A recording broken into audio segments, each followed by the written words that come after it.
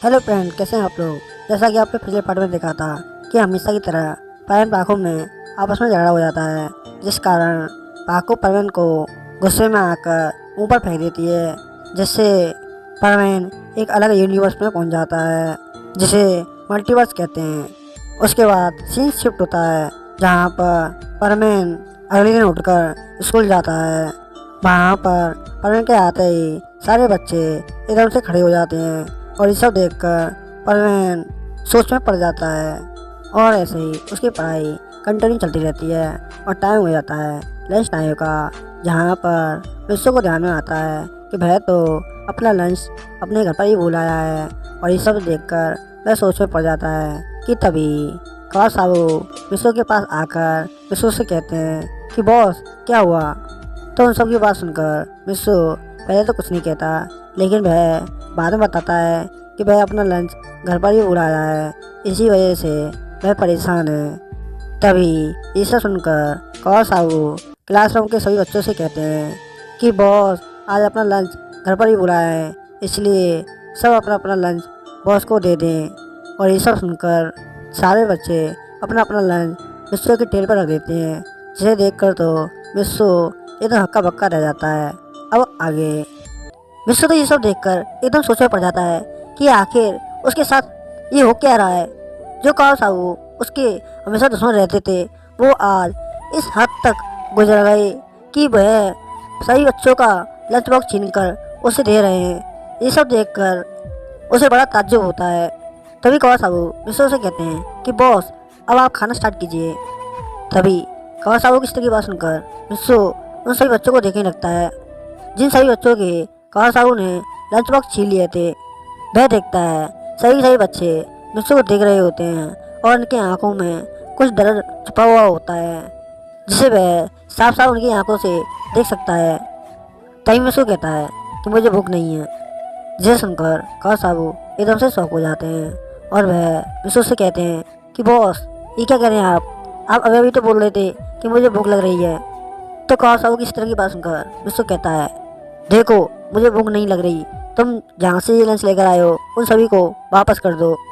ये सब सुनकर क्लासरूम में सभी बच्चे एकदम से शॉक हो जाते हैं। मिस्सू से कहते हैं कि बॉस ये आप क्या कह रहे हैं, आपको पता है ना आपके सामने कितने सारे लंच बॉक्स हैं और उनमें ढेरों सारे अलग अलग तरह के खाने हैं, आप उन सभी को टेस्ट क्यों नहीं करते। तभी मिस्सू गुस्से में कहता है बोला ना मुझे भूख नहीं है, जिन जिन के लंच बॉक्स हैं उनको वापस कर दो। तभी कबाब कहता है कि बॉस अगर आप नहीं खाना चाहते तो कोई बात नहीं, क्या हम इनमें से कुछ लंच खा सकते हैं। तभी कबाब की इस तरह की बात सुनकर मिस्सू एकदम से गुस्सा आ जाता है। वह गुस्से में कहता है मैंने एक बार बोला ना जिन जिन के लंच हैं उनको वापस कर दो, वरना तुम्हारे लिए अच्छा नहीं होगा। तभी मिस्सू की इस तरह की बात सुनकर कबाब साहू बहुत डर जाते हैं और वह जल्दी जल्दी में सभी का लंच बॉक्स उनको वापस देने लगते हैं। तभी साहू कहता है कि बॉस को हो क्या गया है, अच्छा वाला बॉस पहले ठीक ठाक थे, पता नहीं अब क्या हो गया। तभी सभी बच्चे अपना अपना लंच पाकर खुश हो जाते हैं और वह मिस्सू को देखने लगते हैं कि मिस्सू कब से उनके बारे में इतना सोचने लगा। हमें तो अपने कानों पर विश्वास नहीं हो रहा है कि मिस्सू ने ये सब बोला। तभी सभी बच्चे अपना अपना लंच बॉक्स खाने लगते हैं और मिस्सू उन सभी बच्चों को खाना खाते हुए देखकर ही खुश हो जाता है और अपने मन में फिर से सोचने लगता है कि ये कुछ अजीब हो रहा है उसके साथ। अब तो उससे भी लगने लगा था कि वह किसी और दुनिया में आ गया है, जहाँ पर सारे लोग उससे काफ़ी डरते हैं। और ऐसे ही कुछ समय बाद स्कूल की छुट्टी हो जाती है, जहाँ पर सारे बच्चे एक एक करके बाहर जाने लगते हैं कि तभी गलती से एक लड़की नीचे गिर जाती है, जिसके पैर में काफ़ी चोट आ जाती है। वह उठने की काफ़ी कोशिश करती है लेकिन उठ नहीं पाती, जिसे देखकर मिस्सू उसके पास जाता है और उससे कहता है क्या मैं तुम्हारी हेल्प कर सकता हूँ। तभी ये सब देखकर वह लड़की एकदम से सामने देख लगती है और वह देखती है कि सामने मिस्सू खड़ा हुआ है, जिसे देखकर वह एकदम से काफ़ी डर जाती है और कहती है नहीं नहीं मैं ठीक हूँ। और वह जैसे तैसे खड़े होकर वहाँ से जाने की कोशिश करती है। तभी वह फिर से नीचे गिरने लगती है कि तभी अचानक से मिस्सू उसे हवा में पकड़ लेता है और एकदम से कहता है लगता है तुम्हारे पैर में काफ़ी चोट आ गई है। अगर तुम बुरा ना मानो, क्या मैं तुम्हें अपने गोद में उठा सकता हूँ? तभी मिस्सू किस्ते की बात सुनकर उसके मुंह से कोई आवाज़ नहीं निकलती, तो मिस्सू खुद अपने आप ही सोचकर उसे गोद में उठा लेता है और उसे उठाकर एक साफ सुथरी घास के मैदान में ले जाकर उसे जमीन पर लेटा देता है और वह देखता है कि उसके पैर से खून निकल रहा है, जिसे देखकर मिस्सू जल्दी से अपनी शर्ट से कुछ कपड़ा फाड़कर उस लड़की के पैर पर बांध देता है, जिसे देखकर वह लड़की एकदम से चौंक जाती है और कहती है, ये तुमने क्या किया? तुमने अपनी शर्ट फाड़ दी सिर्फ मेरी चोट के लिए? तभी मिस्सू कहता है, हाँ मिचिको, तुम्हारे पैर से कुछ ज़्यादा खून निकल रहा था और ऐसे में कोई पट्टी ना होती तो चोट फैल सकती थी, इसलिए मैंने अपनी शर्ट फाड़ी। तो मिस्सू की इस तरह की बात सुनकर मिचिको एकदम से चौंक जाती है। मिचिको कहती है, क्या ये क्या कह रहे हो तुम? तुम्हें मेरा नाम पता है? तभी मिस्सू कहता है, हाँ, इसमें बड़ी बात क्या है? मुझे तो सारे स्कूल के सभी बच्चों के नाम पता है। तुम्हारा नाम जानना मेरे लिए कौन सी बड़ी बात है? तो मेरी काफ़ी अच्छी दोस्त हो। तभी मिस्सू की इस तरह की बात सुनकर मिचिको एकदम सोच में पड़ जाती है। वह अपने मन में कहने लगती है कि मिस्सू ने तो आज तक क्लास की सभी लड़कियों से ठीक से बात नहीं की। अगर कोई लड़की गलती से भी मिस्सू के पास आ जाती है तो वह उसे डरा कर भगा देता है, लेकिन मिस्सू तो उससे दोस्त मानता है। ये बात तो उसे पता ही नहीं थी। वह तो दिल का काफ़ी अच्छा है। और इतना ही नहीं, आज स्कूल में उसने सभी बच्चों का खाने का लंच बॉक्स वापस भी कर दिया। ये सब जानने के बावजूद कि वह आज स्कूल में भूखा रहेगा, और वह ये सब सोचकर अपनी बैग से कुछ ढूंढने लगती है, जिसे देखकर मिस्सू कहता है, तुम्हें क्या चाहिए? लाओ, मैं तुम्हारी हेल्प कर देता हूँ। तभी मिचिको मिस्सू से कहती है, मेरे बैग में एक चॉकलेट पड़ा हुआ है, ज़रा उसे बाहर निकाल दो। तो मिचिको इस तरह की बात सुनकर मिस्सू उसके बैग से चॉकलेट ढूंढने लगता है और वह उसे मिल जाता है। वह मिचिको से उसे देते हुए कहता है, ये लो तुम्हारा चॉकलेट। तभी मिचिको मिस्सू से कहती है, ये मेरे लिए नहीं, ये तुम्हारे लिए है। जिसे सुनकर मिस्सू एकदम से चौंक जाता है। वह कहता है, क्या? तभी मिचिको हंसते हुए कहती है मिस्सू से, इसे तुम ले लो। मुझे पता है आज स्कूल में लंच टाइम पर तुमने कुछ नहीं खाया, तुम्हें शायद भूख लग रही होगी, है ना? तभी मिचिको की इस तरह की बात सुनकर मिस्सू एकदम सोच में पड़ जाता है।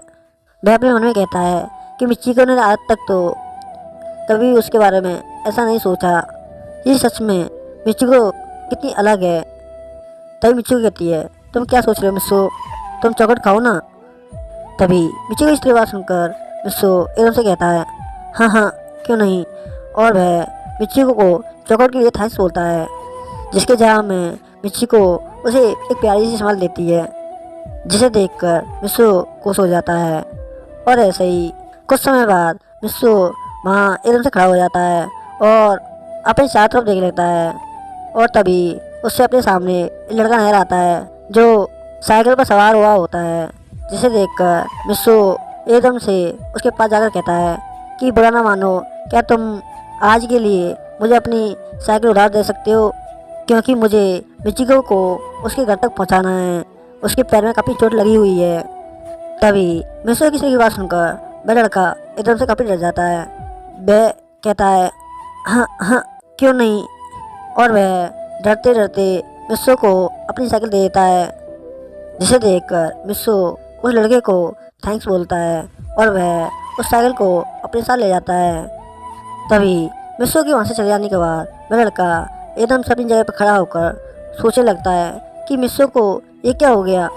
मुझे तो अपने कानों पर यकीन नहीं हो रहा है। मिस्सू ने मुझे थैंक्स बोला, भला ऐसे कैसे हो सकता है? मिस्सू तो हमेशा लोगों की चीज़ें मुझे बिना पूछे छीन लेता था, आज उसको क्या हो गया?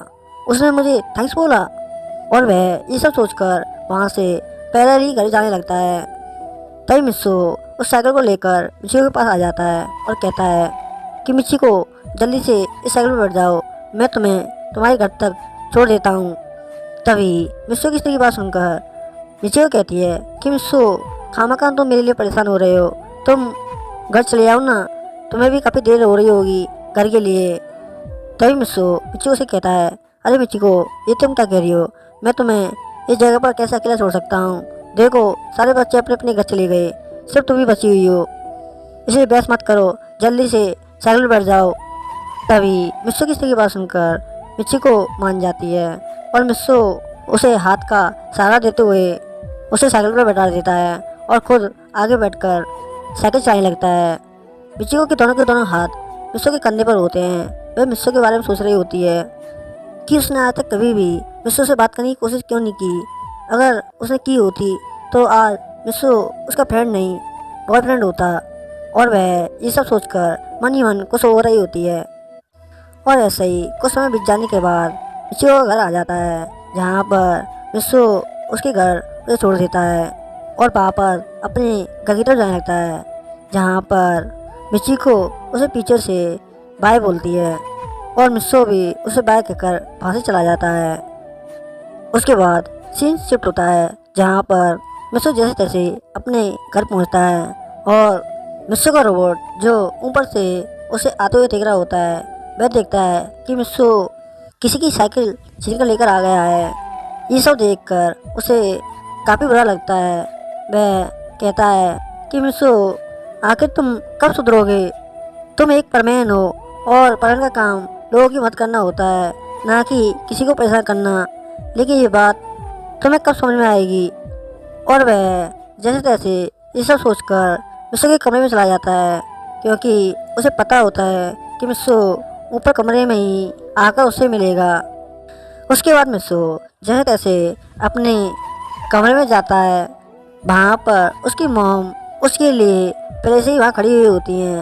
वह मिस्सो का बैग लेकर टेबल के एक साइड रख देती हैं, जिसे देखकर मिस्सो एकदम से डर जाता है, क्योंकि उसे लगता है कि उसकी मॉम आज उसकी अलग से क्लास लेंगी। लेकिन ऐसा नहीं होता है। उसकी मॉम मिस्सो से कहती हैं कि मिस्सो आखिर तुम कब सुधरोगे? तुम्हें पता है ना, तुम अपना लंच बॉक्स घर पर ही भूल गई, जिसकी वजह से आज तुमको सारा दिन स्कूल में भूखा रहना पड़ा होगा, है ना? तभी मॉम की इस तरह की बात सुनकर मिस्सो अपनी मॉम को देखने लगता है और कहता है कि सच में उसकी मॉम कितनी अच्छी है, जबकि उस यूनिवर्स में उसकी मॉम उसकी जरा सी भी फिक्र नहीं करती थी। लेकिन यहाँ तो उसे सबसे बढ़ कर प्यार मिल रहा है। और ये सब देखकर उसकी आंखों में आंसू आने लगते हैं, जिसे देखकर मिस्सो की मॉम मिस्सो से कहती हैं कि मिस्सो हुआ क्या? तुम रो क्यों रहे हो? बताओ मुझे। तभी मॉम की इस तरह की बात सुनकर मिस्सो अपने आंखों के आंसू को खुद ही पोंछ लेता है और कहता है कि कुछ नहीं मॉम, मैं सोच रहा था कि आप मुझे कितना प्यार करती हैं, इसके बावजूद मैं आपके प्यार की कभी कदर नहीं करता। प्लीज़ मॉम, मुझे माफ़ कर दीजिए। तभी मिस्सो की इस तरह की बात सुनकर मिस्सो की मॉम कहती हैं कि मिस्सो तुम्हें आज हो क्या गया है? तुम्हारी तबीयत तो ठीक है ना?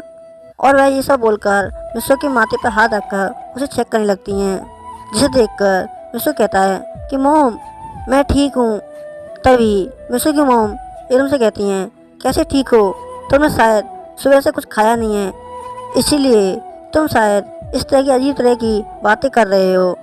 और वह ये सब बोलकर मिस्सो को अपने हाथ से खाना खिलाने लगती हैं, जिसे देखकर मिस्सो अपने मन में सोचने लगता है कि मिस्सो जो इस यूनिवर्स में रहता है वह कितना लकी है, उससे सभी लोग बहुत प्यार करते हैं। इस सब के बावजूद वह इतना बुरा है कि लोग उससे डरते हैं। वह सबकी बिल्कुल कदर नहीं करता। वह उसके बारे में सोच रहा होता है। उसके बाद सीन शिफ्ट होता है। हमें उस यूनिवर्स को दिखाया जाता है जहाँ पर मिस्सो परन की जगह पर होता है। उस जगह पर तो मिस्सो ने कावासाओ की कुछ ज़्यादा ही हालत बिगाड़ दी होती है, क्योंकि वह अभी भी उसको सीधा साधा मासूम मिस्सो समझ रहे होते हैं, जिसके कारण उनको इसका अंजाम भुगतना पड़ता है। वह इनको इतना मारता है, इतना मारता है, इतना मारता है कि वह उससे अपनी जान बचाने के लिए इधर उधर भागने लगते हैं।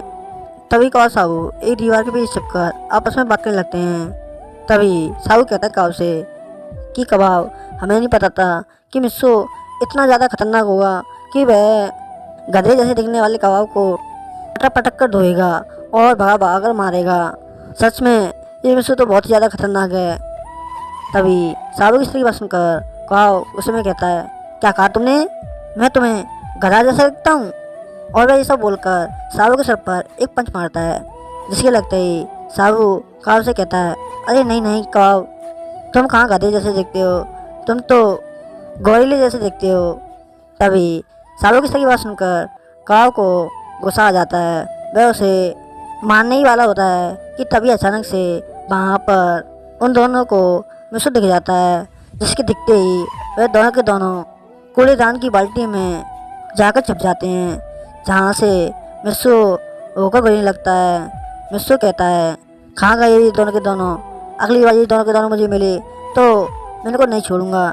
और वह ऐसा बोलकर वहाँ से चला जाता है, जिसके जाते ही उन दोनों को एकदम से राहत मिलती है और वह तेजी के साथ अपने अपने घर की तरफ जाने लगते हैं। उसके बाद सीन शूट होता है दूसरे मिसू का, जहाँ पर वो अपना खाना खाकर वापस अपने रूम में जाने लगता है और वह देखता है कि उसके रूम में पहले से ही उसका रोबोट और पाको है, जिसे देखकर परवीन एकदम से कहता है कि पाको तुम यहाँ क्या कर रही हो। तभी परवीन को इस तरह डरते हुए देखकर पाको एकदम से कहती है कि परवीन, ये तुम्हें क्या हो गया, मैं तो तुमसे हमेशा अक्सर मिलने के लिए आती हूँ, आज तुम इस तरह से क्यों बात कर रहे हो। तभी पाको की स्त्री की बात सुनकर मिसू अपने मन में कहता है, अरे यार, मैं ये क्यों भूल जाता हूँ कि इस यूनिवर्स की पाको मेरी यूनिवर्स की पाको से बिल्कुल अलग होगी। देखो तो ये कितनी प्यारी है और कितनी शांत। और वह बड़े ध्यान से उसे देखने लगता है कि तभी पाको कहती है कि मिसू, क्या देख रहे हो तुम। तो पाको की स्त्री की बात सुनकर मिसू कहता है, अरे पाको, कुछ नहीं, ये बताओ तुम्हें आना कैसे हुआ मेरे पास। तभी मिसू की स्त्री की बात सुनकर पाको कहती है कि मिसू, मैंने तुम्हारे लिए एक मनपसंद रेसिपी बनाई है, तुम एक बार इसे टेस्ट करके बताओ कि इसे मैंने कैसा बनाया है। तभी पाको की खाने वाली बात को सुनकर मिसू एकदम से काफ़ी डर जाता है। वह कहता है, क्या खाना टेस्ट करना है, नहीं नहीं नहीं, मुझसे नहीं होगा। तभी पाको कहती है कि प्लीज़ मिसू, खाना चेक करके बताओ ना, प्लीज़ मेरे लिए। तभी पाको की स्त्री बात सुनकर मिसू घबरा कर कहता है कि पाको, तुम मुझसे कुछ भी बोल सकती हो सिवाय खाना चेक करवाने के लिए, वो तो मैं तुम्हारा नहीं खा सकता, प्लीज़ मुझे माफ़ कर दो। और वह ये सब बोलकर इधर उधर भागने लगता है कि तभी भयंकर रोबोट उसे सामने से पकड़ लेता है और कहता है कि पाको ने तुम्हारे लिए इतने प्यार से खाना बनाया है, तुम इसे बिना टेस्ट करे जा नहीं सकते। और ये सब बोलकर मिस्टर का रोबोट उसे पकड़ लेता है और पाको से कहता है कि पाको, तुम खाना शुरू करो, ये मेरी पकड़ से कहीं पर नहीं जा सकता क्योंकि मैं इस वक्त परवीन हूँ। तभी रोबोट की स्त्री की बात सुनकर मिस्सू अपने आप को छुड़ाने की कोशिश करता है, लेकिन नहीं छुड़ा पाता। वह रोबोट से कहता है कि रोबोट, प्लीज़ मुझे छोड़ दो, प्लीज़ मुझे पाको का खाना नहीं खाना। तभी पाको मिस्सू के पास आकर मिस्सू से कहती है कि मिस्सू, अपना मुंह खोलो। तभी पाको की स्त्री बात सुनकर मिस्सू अपना मुंह खोलने की बजाय और बंद कर लेता है, जिसे देखकर रोबोट को काफ़ी गुस्सा आता है और वह उसे पेट में गुदगुदी करने लगता है, जिसकी वजह से उसका मुंह खुल जाता है, जिसका फायदा उठाकर पाको चम्मच से उसके मुंह में खाना उछेड़ देती है, जिसको खाकर मिस्सू एकदम से शांत हो जाता है और वह पाको को ही देखने लगता है, जिसे देखकर पाको मिस्सू से कहती है, बताओ ना परवीन, मैंने कैसा खाना बनाया है। तभी मिस्सू कहता है, अरे पाको, क्या ये खाना तुम नहीं बनाया है। तभी मिस्सू की स्त्री की बात सुनकर पाको कहती है, हाँ मैंने बनाया है, क्यों, अच्छा नहीं है। तभी मिस्सू कहता है कि पाको, ये तुम क्या बोल रही हो, ये अच्छा नहीं है। तो मिस्सू की स्त्री की बात सुनकर पाको एकदम से उदास हो जाती है और साथ में पानी का रोबोट भी। वह अपने मन में कहता है कि इसने कभी भी पाको की तारीफ नहीं की, चाहे पाको इसके लिए कुछ भी कर दे। तभी मिस्सू एकदम से कहता है कि पाको, ये अच्छा नहीं है बल्कि बहुत ही ज़्यादा अच्छा है। तभी मिस्सू की स्त्री की बात सुनकर परवीन का रोबोट और पाको दोनों एक साथ चौंक जाते हैं। तभी पाको कहती है, क्या मिस्सू, तुम सच कह रही हो। तभी पाको की स्त्री की बात सुनकर मिस्सू कहता है, हाँ पाको, मैं सच कह रहा हूँ, तुमने जो खाना बनाया है सच में काफ़ी लाजवाब है। और वह पाको की भर भर कर तारीफ करता है, जिसे सुनकर तो पाको एकदम काफ़ी खुश हो जाती है और परवीन का रोड भी उसे तो अपने कानों पर बिल्कुल भी बिलीव नहीं हो रहा होता है कि ये तारीफ खुद मिस्सू कर रहा है, वो भी अपने मुंह से। और इसी के साथ ये पार्ट नहीं समाप्त होता है। अगर आपको ये वीडियो अच्छी लगे तो चैनल में कमेंट एंड सब्सक्राइब करना ना भूलें।